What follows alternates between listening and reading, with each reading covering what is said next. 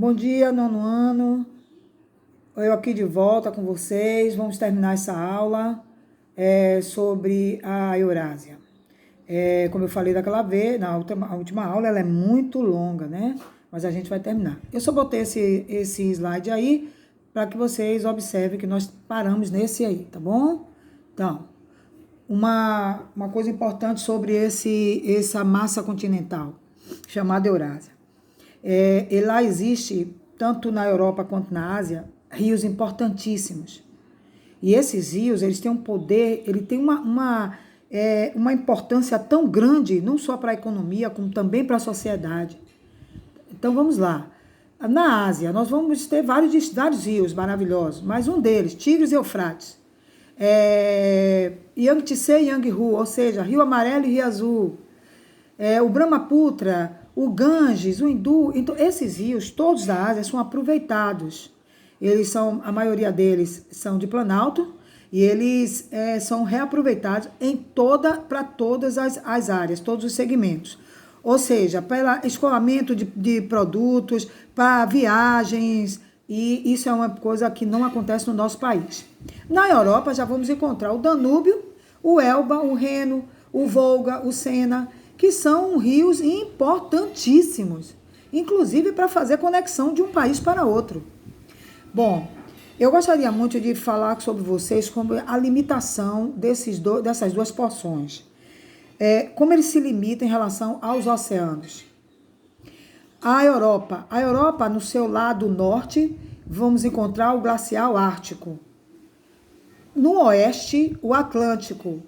No sul, o Mar Mediterrâneo e o Mar Negro. Já a porção asiática, ela é limitada ao norte, o Oceano Ártico também, ou seja, o Mar Ártico, como também é chamado, ao sul, o Oceano Índico e ao leste, o Pacífico. Observe que a Ásia, ela é banhada por esses dois oceanos principais, Pacífico e Índico. Já a Europa, não, a Europa só é banhada pelo Oceano Atlântico, claro, pelo Oceano Ártico, também chamado de Mar Ártico, ok? Bom, nós sabemos também que nessas duas porções, Europa e Ásia, chamada de Eurásia, alguns países têm seus territórios nos dois continentes, perdão. Bom, um deles, Armênia, Azerbaijão, Cazaquistão, Chipre, Geórgia, Rússia e Turquia.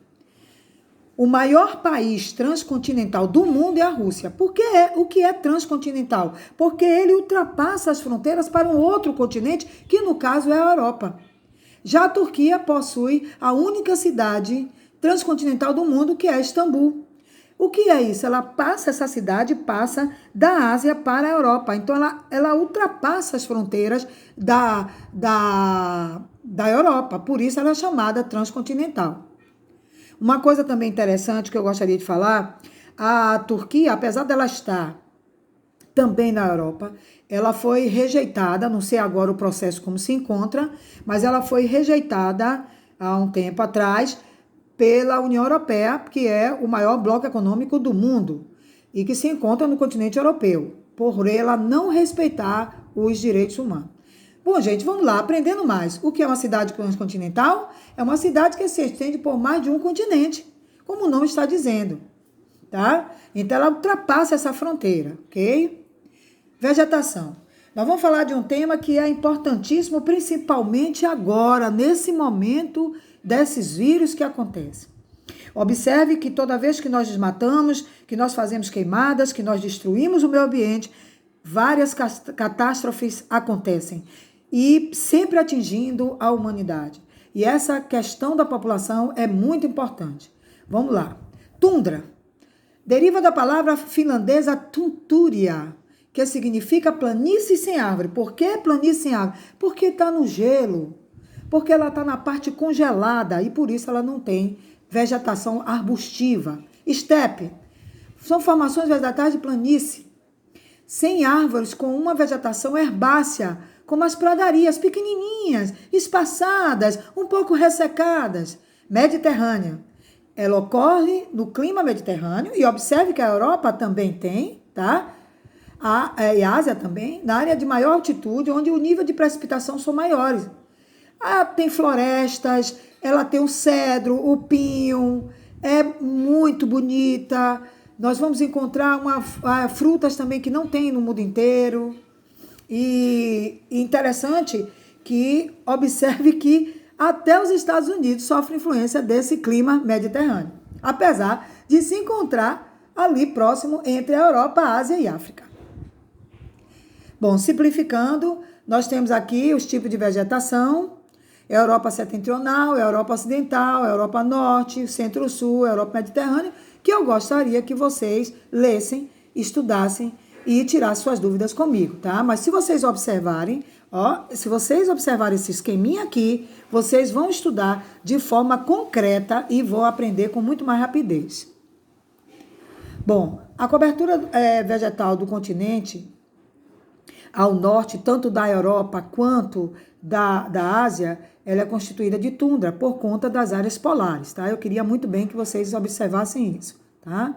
Então, a Sibéria, ela tem a taiga siberiana é uma das vegetações, é a maior do mundo e ela é muito bonita. Ela serve para celulose, ok? As chuvas periódicas da Índia, China, Indochina, Indonésia favorecem o desenvolvimento das florestas tropicais e também das savanas, chamadas assim só para vocês entenderem, que são parecidas com as savanas da África e o Cerrado brasileiro. Bom, aqui eu fiz um esqueminha para vocês, Ásia Meridional, o relevo, o predomínio do clima e algumas informações, ok? E alguns países. Gostaria que vocês observassem. A Ásia Setentrional, a mesma coisa, tá? Formada pela oriental da Rússia, a parte oriental. Ela é rica em petróleo e gás. Eu gostaria que vocês estudassem esse esquema, que está muito bom, ok? Então, principalmente essas duas aqui, ok? Bom, gente, a nossa aula de hoje está terminando. Eu espero que vocês tenham aproveitado bastante esse tema. A nossa agenda está aí, ok? A suplementar eu gostaria que vocês fizessem e termine esse capítulo 3 para que possamos na próxima semana iniciarmos o capítulo 4. Um bom final de semana, bons estudos, fiquem com Deus.